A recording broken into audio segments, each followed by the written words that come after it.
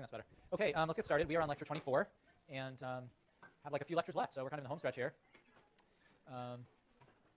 So we're going to continue discussing historical legacies. Today we're going to focus on one particular historical legacy of colonialism related to agricultural policy and the effects it's had on subsequent African development. Let me mention one other thing. Next Thursday's lecture, so this will be lecture 27, it's going to be a little different.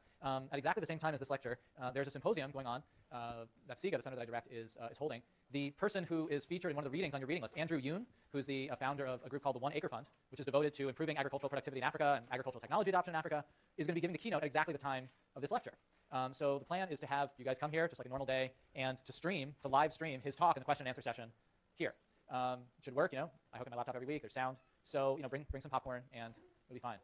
So that's the plan. And I was kind of debating whether or not to do that, but I thought it'd be a really neat way to kind of be a capstone in some way for the course, because here's someone who's trying to put in place a lot of new policies and ideas to improve income in Africa. He's been a very influential sort of NGO founder. He's really into research. I myself and others have worked on randomized experiments with One Acre Fund, and they're kind of trying to learn from some of what we're doing. I think actually the plan is going to be the first part of the lecture is going to be his talk and question and answer, and I'm going to confirm this, but I think after that, myself and a colleague of mine that you guys know, Marshall Burke, who spoke in this class a few weeks ago, may actually discuss some of the work we've done with One Acre in terms of the research work. So it'll be a kind of interesting way to bring together a lot of the themes in the course. Today we're going to talk about agriculture again, as we've had several other weeks, so that's what he'll focus on. So we have today's lecture, then Thursday and next Tuesday, and then next Thursday will be this kind of interesting end of the course. Any questions on that? Yeah. Oh, that'd be amazing. Two-way stream going? I don't think so, but it sounds really cool. What I'll say is before the class, the symposium is going to start at around 1, and it's going to be all about agriculture in Africa and sort of the progress that SIGA researchers and some of our partners have made in studying agricultural technology in Africa. So if you're interested in it, I would definitely recommend attending or trying to attend some of it, and then you can come here for the live stream as well. That said, if you're already planning to attend, I think it's okay if you go there as well. I think the seats are limited in terms of the number of slots. You have to register for slots in the symposium, so if you haven't registered already, there may not be slots, but there are plenty of seats in here. So and you'll catch a pretty exciting part of the keynote and whatnot here. Any other questions? I'm not sure if Andrew's going to do clicker questions or not. I may try to ask him to as part of his keynote, but I think it's like 50-50 whether he'll do it. So. Okay. Problem set 3 was due today. That's the last assignment before the final. I'll make sure in class probably next Tuesday to just discuss what the exam will look like. The final's going to look a lot like the midterm, the same types of questions. It'll be a little bit longer. And in terms of coverage on the final, it'll be skewed towards the second half of the course. It'll probably be 2/3 coverage of the second half of the course and 1/3 coverage of the first half of the course. So there still will be coverage, really comprehensive coverage of the whole course. All right, any other questions before I get started?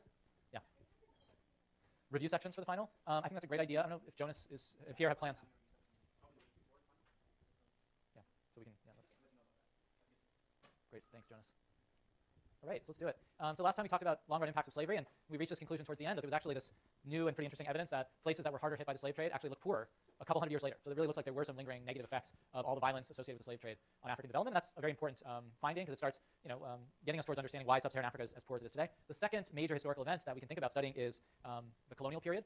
There's many different ways that the colonial period could affect African development. We're really going to focus on one particular policy in agriculture or institution set up to govern agriculture and its legacies. But really, this is potentially the tip of the iceberg. So one thing, before getting into the details of this one policy, one thing I want you to keep in mind is all the other ways in which policies that the colonial regime put in place might have affected subsequent African development, not just in agriculture, but more broadly. One issue that I won't get into in discussing colonialism is what effect political violence during the colonial period might have had on subsequent development. The process of conquest in many parts of Africa by European imperialists was very violent.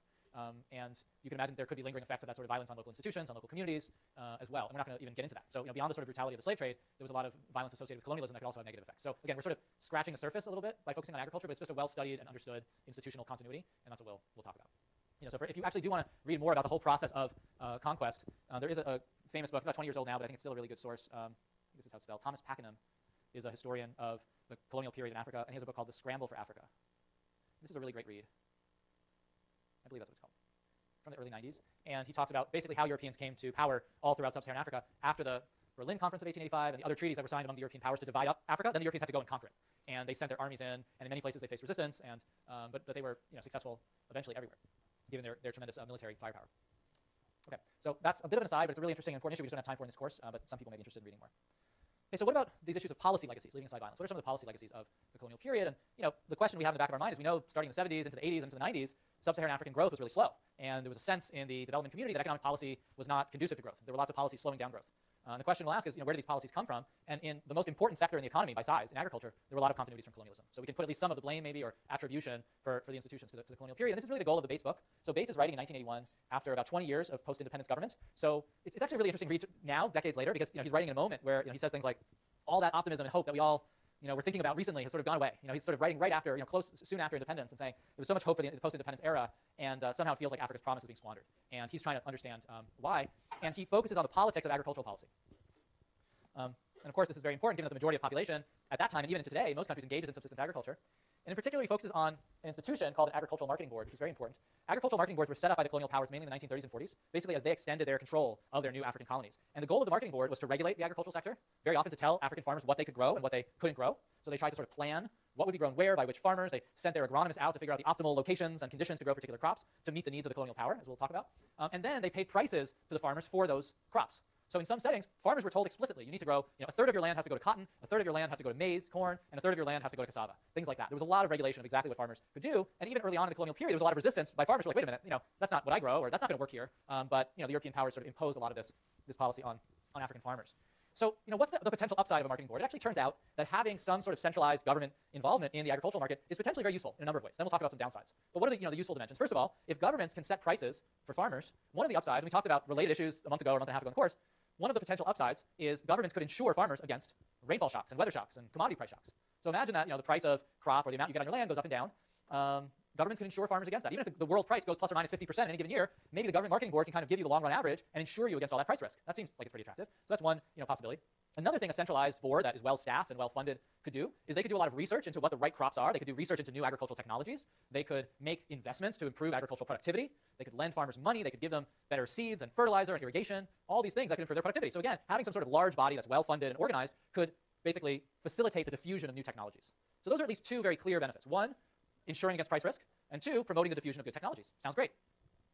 And in fact, in rich countries like the US, there's tremendous central government involvement in agriculture. In Europe, in Japan, prices are regulated, farmers are insured, et cetera. There's a lot of involvement. So here's the sort of ideal case. The world commodity price for a particular crop goes up and down, and maybe the average price is P star. If farmers always get paid on the blue line here, they're insured against all these ups and downs. They don't have to worry about it. They always get paid a fair price. What ended up happening in the colonial period in the 30s, 40s, and 50s differed a lot from this ideal. So yes, there were marketing boards and they did set prices for farmers, but the main difference between the ideal and the reality is the prices that farmers were getting paid was basically, the price they were getting paid was basically a fraction of the world market price. So Europeans used their superior military power, their political control of the territory to force African farmers to grow certain crops and then pay them very little for it. So it's almost a form of forced labor. We're going to tell you what to do. You don't have control. We're going to pay you very little, just enough to survive. And if you disagree, we'll imprison you because we control the territory. You're working for the empire now. That's what you're told. So what did prices look like? The price was very often set to only half of the world market price in many cases. So farmers were always getting paid the red line. Well, maybe in some cases they were left a little better off, but usually they weren't. Usually they weren't. They were basically getting this whole red chunk over here taken away from them and sent to Europe. It turns out that during that period, especially during the 1940s and 50s, the 30s were different with the Great Depression, but in the 1940s during World War II, commodity prices globally, the price of food, the price of different of cotton, of sisal, which was used for ropes and other things, were extremely high, and they continued to be high into the 1950s in many cases with the rebuilding after World War II. So that was a period when African farmers actually could have made a ton of money. There were 15 years there, let's say, from the 40s to the late 50s, where African farmers really could have benefited a lot from high global commodity prices. That period in Latin America, say, was a period of rapid economic growth because the Latin American countries were not affected by the war directly, World War II, but they were able to produce stuff that was in demand in the rest of the world. Well, Africa could have been the same way. But instead, all their profits were taken back to England, to France, to Belgium, to Portugal to benefit those countries for decades. Not just for like 6 months. Oh, we'll do you a favor during the war. No, just like permanently. We get all the profits. You guys do all the work. That's sort of how imperialism tends to work. So that system sounds terribly unfair. It was terribly unfair. What Bates writes about and what's so interesting is what happened next. So 1960 rolls around, African countries become independent. You might think the first thing they would do as post-independence leaders, coming into power after 25, 30 years, basically of exploitation, the vast majority of their population is getting paid almost nothing for their crops. You might think the first thing an independence leader would do would be to scrap this system and try to pay farmers closer to the blue line. Did they do that? They didn't do that. They actually kept almost the same system in place. Can anybody think of reasons why? We're going to talk about it in great depth, but as a kind of starting point, what are a few things we've talked about so far in the course that might explain why these policies didn't change, why they remain so similar after independence? Yeah. So corruption could be part of the story. If I'm the leader now and the system's in place, now I can be the one getting the profits. I can figure out what to do with them. So that's a very self-serving reason. So corruption, I can think of at least a couple others. Radhika? The second one might be there might be systematic policy goals. I'm going to extract all these resources from agriculture and use them for something else. I'll redistribute to somebody else. Of course, since farmers are the poorest people in society, you might not want to redistribute away from them, but maybe that could be part of the goal. Evan? So to the extent that the post-independence leaders were allies of the former colonial powers, or they had some economic interest that was aligned with the former colonial powers, then they may have continued it because they got some benefits through that route, not just direct theft and corruption, but through this alliance or commonality of interest with the former colonizer. Okay, so this is very closely related to Radhika's point. If you pay very little for food, maybe you keep food prices low. So even if the producers of food don't get much, maybe at least the consumers of food benefit. And the consumers of food in this world are basically urban residents. So urban residents aren't producing food, they're consuming food. Rural people are producing food. So this is basically a huge transfer from rural areas to urban areas. So you guys have hit on pretty much a lot of the key issues. Another issue that comes through that we talked about may have to do with ethnic politics. So maybe the case that if I belong to an ethnic group, and it's building on this point, a lot of my group may be consumers of food. Well, maybe continuing the agricultural marketing board means my group gets cheap food and I tax your group a lot. So it could be a dimension of ethnic politics that certain crops get taxed if they're mainly grown by an opposition ethnic group. And maybe the crops that I grow, or my group grows, don't get taxed as much. So you can use these tools for ethnic politics. So there's clearly a lot of politics involved here. I mean, one thing Bates, there's a very detailed treatment in Bates. We're going to get into some of it today. Bates makes the following observation. He says, agriculture in Africa seems really strange when you look at it at first glance. It's heavily taxed through the marketing board, and it's heavily subsidized. So very often fertilizer and other inputs are heavily subsidized. You're like, wait a minute, you're heavily subsidizing and heavily taxing the same sector. Why don't you just kind of leave them alone? No subsidies, no taxes, just let them do their own thing. But once you think about redistributive politics or ethnic politics, it makes sense. Imagine I can target those subsidies. I can target the fertilizer subsidies to my group, or people who favor me politically, or folks that for some other reason I want to benefit. I can tax everybody, but sort of undo the cost of that tax by subsidizing my friends. So basically, African governments had many different policy levers in hand that they could use to achieve not just policy objectives, but political objectives. And that's the starting point of the Bates book, is trying to understand what those politics look like, and that's what we'll talk about today. Okay, so continuity. After independence, things don't change much. These policies look very similar. This notion of squeezing farmers continues to get cheap food for urban residents, as was mentioned, to collect more revenue for the government for whatever other projects they have. The other key dimension here, and this was really present in the speeches and the writings of all the independence leaders, was the notion that African nations needed to develop economically, they needed to modernize, and the way you modernize, the way people thought about it then and still do, the way you modernize is not by having a very productive agricultural sector. That's backwards. That's old-fashioned. The way you become a modern economy is by industrializing. You build factories, you make steel, you make cement, you make glass, you make bicycles, you do all these other things. That's modernization. That should be the goal. So the idea was we're going to squeeze agriculture for a while, and all those excess profits will go into building up modern industry. That's the way we're going to become rich. So that was an explicit goal, not just in Africa, but in Asia, Latin America, basically all the developing regions of the world. That kind of rhetoric was widespread, that this is the way forward. Again, as we mentioned, there's something deeply problematic about this. Let's say it takes a generation or two to industrialize. It means for that generation or two, the poorest residents in your economy, these poor rural producers, are going to get heavily taxed to benefit better off middle-class people in the cities that are promoting industrialization. So even if there is a goal that you might think makes sense, the costs are very high to doing this. Let me pause and see if there's any questions or comments. Yeah, go ahead.